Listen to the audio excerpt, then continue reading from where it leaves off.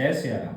आज के इस वीडियो में हम बात करेंगे कि आपका जो आभामंडल होता है उस ओरा के उस आभामंडल के जो 12 लेयर्स होते हैं किस तरीके से फॉर्म होते हैं, कौन सी जो लेयर है, कौन सा जो गोला है वो किससे कनेक्ट होता है और उसके पीछे जो सोर्स ऑफ द एनर्जी होता है वो कौन होता है और 12 गोले बनने के बाद आपकी एनर्जी पर क्या इम्पेक्ट पड़ सकता है। तो सबसे पहले मैं आपको ये बताता हूँ कि जो 12 गोलों की बात की जाती है, जो 12 लेयर्स की आपके ऑरा की बात की जाती है कि 12 गोले जो होते हैं वो सबसे इंपॉर्टेंट होते हैं अगर आप एक आध्यात्मिक व्यक्ति हैं और अगर आप स्पिरिचुअलिटी में हैं, आप मेडिटेशन कर रहे हैं या जप कर रहे हैं। तो जो 12 गोले होते हैं उनमें से अगर मैं बात करूँ उनकी प्लेसमेंट की, तो वो प्लेसमेंट की बात हम बाद में करेंगे, लेकिन पहले हम बात करते हैं कि वो गोले किससे संबंध होते हैं, उनका सोर्स ऑफ द एनर्जी क्या होता है। तो जो ये गोले होते हैं इनमें 5 गोले जो होते हैं वो आपके 5 जो कोष होते हैं जो आपकी बॉडी के, प्राणमय कोष, अन्नमय कोष, मनोमय कोष, आनंदमय कोष और विज्ञानमय कोष। इन 5 जो कोष हैं उन 5 कोषों के गोले होते हैं। ठीक है, यानी जब जब आप अपने उन कोषों पर काम करते हैं तो आपका उससे रिलेटेड जो ओरा का गोला है वो मजबूत होता है, वो सुरक्षित होता है, वो एनर्जेटिक होता है। जैसे सिर्फ अगर आप प्राणमय कोष पर ही काम करेंगे तो उसी का गोला बनेगा, बाकी गोले नहीं बनेंगे। ठीक है, अन्नमय का करेंगे यानी एक्सरसाइज वगैरह करेंगे, व्यायाम करेंगे, ठीक है, योगा करेंगे, तो उससे सिर्फ आपका अन्नमय कोष का गोला बनेगा, जो कि ऑलमोस्ट हर व्यक्ति का मतलब कुछ ना कुछ स्तर तक बना ही रहता है। ठीक है, उसके बाद में जो 7 गोले बनते हैं, जो 7 गोले बाकी के बनते हैं, वो गोले बनते हैं आपके सातों चक्रा के, मूलाधार से लेकर क्राउन तक, ठीक है, सहस्रार तक। तो इनकी प्लेसमेंट कैसी होती है, कैसे दिखते हैं, कैसे बनते हैं ये। तो अगर इनके सर्कल्स की बात करें तो कैसे दिखते हैं, तो सबसे जो बॉडी के नजदीक जो आपका वर्टिकल जो गोला रहेगा, जो आपकी बॉडी के ऊपर से लेकर के नीचे तक जो सर्कल में रहेगा वो, और सबसे जो नजदीक पहला गोला रहेगा वो अन्नमय आपके कोष का रहेगा। ठीक है, और ये जो अन्नमय कोष का गोला है ये लगभग हर एक व्यक्ति में मिलता है और सबसे ज्यादा यही गोला दिखाई दिया जाता है और इसी को ओरा मान के रीड किया जाता है, क्योंकि बाकी जो होते हैं उनकी फ्रीक्वेंसी काफी कम ही होती है, बहुत ज्यादा लेवल पर उनको तैयार नहीं किया गया होता है। तो अगर हम ये देखते हैं कि 5 गोले जो होते हैं वो आपके जो कोषों के होते हैं वो आपके वर्टिकल होते हैं, एक के बाद एक के बाद एक, तो 5 गोले आपके वर्टिकल होते हैं। और इसी प्रकार से जो आपके 7 गोले होते हैं जो आपके चक्रों के होते हैं वो आपके बॉडी के अराउंड हॉरिजॉन्टली होते हैं, यानी हर एक चक्रा पे एक गोला होता है। जैसे कि कंठ चक्र का गोला है तो कंठ के चारों तरफ रहेगा, हार्ट चक्र का गोला है तो वो आपके हार्ट की इस पोजीशन पे चारों तरफ इस तरीके से हॉरिजॉन्टल रहेगा। जो आपका मूलाधार का है वो आपकी कमर के आसपास रहेगा, जो आपके क्राउन का वो ऊपर की तरफ रहेगा, ठीक है, जो आपका थर्ड आई का वो यहाँ पे रहेगा। तो ये गोले क्या करते हैं, जो 5 गोले आपके जो 5 कोषों के गोले बने वो, और जो ये 7 चक्रों के गोले बनेंगे, ठीक है, ये क्या करते हैं एक्चुअली एक दूसरे के साथ में पूरी तरीके से मिल जाते हैं। ठीक है, और जो एनर्जी होती है वो सिर्फ ऐसे ऐसे नहीं घूम रही होती। ठीक है, एनर्जी जो ऐसे ऐसे और ऐसे ऐसे दोनों से मिक्स घूम रही होती है। ठीक है, तो जिसके 12 गोले कंप्लीटली बन जाते हैं, जिसके 12 गोले तैयार हो जाते हैं, जिसकी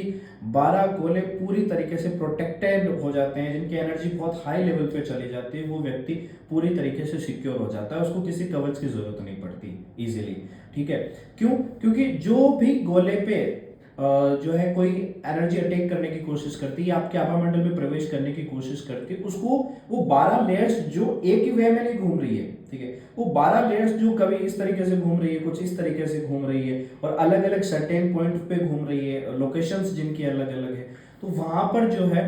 वो उनको क्रॉस नहीं कर पाते, क्योंकि कहीं ना कहीं जाकर के एक कॉर्नर बनते हैं और उस कॉर्नर को क्रॉस करना इजी नहीं होता, क्योंकि उस कॉर्नर पे एनर्जी अप डाउन भी जा रही है, तो एनर्जी राइट लेफ्ट और आगे पीछे भी जा रही है। ठीक है,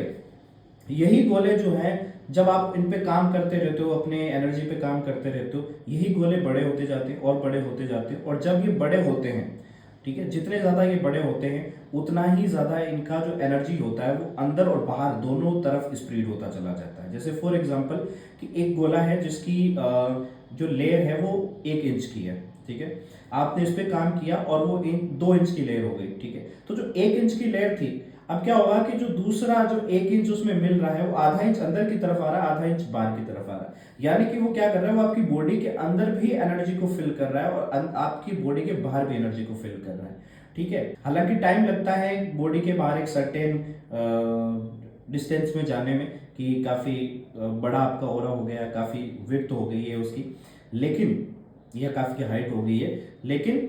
यह है कि पहले उन सभी 12 गोलों का बनना ही मुश्किल होता है एक इंसान के लिए। क्यों? क्योंकि आप अपनी एनर्जी के एक पॉइंट पे काम कर लेते हैं, 2 पे कर लेते हैं, 3 पे कर लेते हैं, लेकिन आप 12 पॉइंट्स पे काम नहीं कर पा रहे। ठीक है, क्योंकि अब आप ये देखिए कि आनंदमय जो कोष है आपका, आनंदमय कोष का गोला है, वो आपका इजीली नहीं बनेगा, चाहे आप कितनी सिद्धि शक्ति ले लें, कुछ भी कर लें, क्योंकि वो जो है वो आपका परम अवस्था का जो गोला है वो गोला है। ठीक है, वो कहते हैं कि आपके 12 गोले पूरे भर गए, ये होगा नहीं, 12 गोले पूरे भर ही नहीं है। मेनली क्या हो रहा है ना कि जो आपके गोले देख रहा है वो सिर्फ इस तरीके के जो आपके सराउंडिंग में बन रहे हैं, कुछ उनको देख रहा है, कुछ जो है वो आपके ही एनर्जी प्रिंट को देख रहा है। ठीक है, जैसे आपका हार्ट चक्र है, फॉर एग्जाम्पल बता देता हूँ, आपका हार्ट चक्र है, आपका हार्ट चक्र पूरा फुल ओपन हो गया, अब उस हार्ट चक्र की एनर्जी आपके 3-3, 4-4 फीट तक आपके सराउंडिंग में दिख रही है। ठीक है, तो उसी को देख करके बता रहे हैं हाँ ठीक है आपके गोले बन गए पूरी तरीके से, लेकिन जो गोले हैं वो बने नहीं। ठीक है, वो 12 गोले नहीं बने, वो 12 गोले की एनर्जी को देखने के लिए आपके उस देखने वाले के पास में बहुत स्टेबिलिटी की जरूरत है। ठीक है, क्योंकि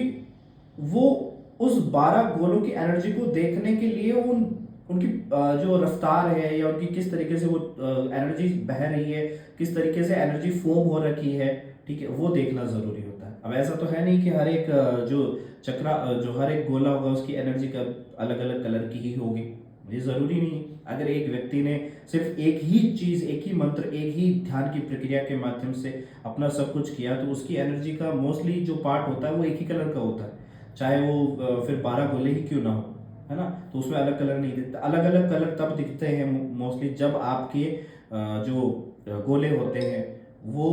तब बने होते हैं जब आप बीच में अलग अलग एनर्जी को भी साथ में लेके चल रहे हो, जैसे कि आप अलग अलग देवताओं को लेकर के चल रहे हो, अलग अलग मेथड से जो है साधना कर रहे हो, अलग अलग मेथड से मेडिटेशन कर रहे हो, ठीक है, अलग अलग मेथड से योगा कर रहे हो, या है ना बहुत सारी चीज़ों पे काम कर रहे हो, तो आपका जो ओरा उसमें मल्टीपल कलर दिखाई देते हैं। लेकिन एक व्यक्ति ने अगर एक ही चीज़ पे काम किया तो उसका ओरा एक ही कलर में दिखाई देगा, उसमें डिफरेंट करना बहुत ज़्यादा मुश्किल हो जाता है उस बंदे के लिए जो देख रहा होता है उसके लिए। क्यों? क्योंकि अब समझ नहीं आ रहा होता ना कि वो 12 गोले जो है वो देखें कैसे। ठीक है, तो मेरा आज मेन पर्पज ये नहीं कि मैं आपको ये बताऊं कि 12 गोले कैसे देखते हैं, मैं आपको ये बताने आया था कि 12 जो गोले हैं वो कैसे बनते हैं। 12 गोले जिनमें बनते हैं 5 वर्टिकल होते हैं, 7 हॉरिजॉन्टल होते हैं। ठीक है, और जो 7 गोले होते हैं कमर के ऊपर होते हैं, कमर के नीचे गोले नहीं होते हैं। ठीक है, और इसीलिए जो है कमर तक का जो आभामंडल होगा वो थोड़ा इस तरीके से विड्थ में दिखाई देगा, मतलब थोड़ा स्ट्रेट दिखाई देगा, और जो पैरों के साइड का जो हो रहा है वो थोड़ा सा मतलब एक ऐसा कर्व आ जाएगा उसमें। ठीक है, वो थोड़ा सा पिचका हुआ सा दिखाई देगा, ऊपर का हो रहा थोड़ा बड़ा दिखाई देगा, जिसको हम नॉर्मली वैसे तो देखते हैं कि एक नॉर्मल सिचुएशन है या नॉर्मल इस तरीके से इसको दिखाया गया है, क्योंकि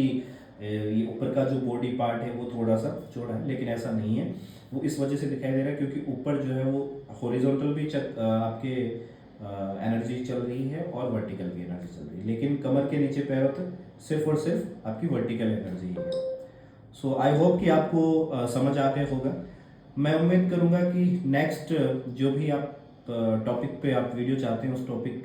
के बारे में ज़रूर बताएं हमें कमेंट करके, और ये वीडियो आपको कैसा लगा इसके बारे में भी आप ज़रूर बताएं। साथ ही अगर आप ऑरा स्कैनिंग करवाना चाहते हैं या अगर आप थोड़ा एक्टिवेट करना चाहते हैं, आप अपनी स्पिरिचुअल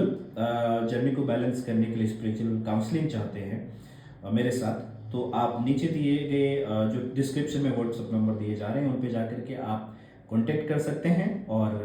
हमारी टीम से बात करके आप अपना सेशन बुक कर सकते हैं। जय सिया राम, मिलते हैं नेक्स्ट वीडियो।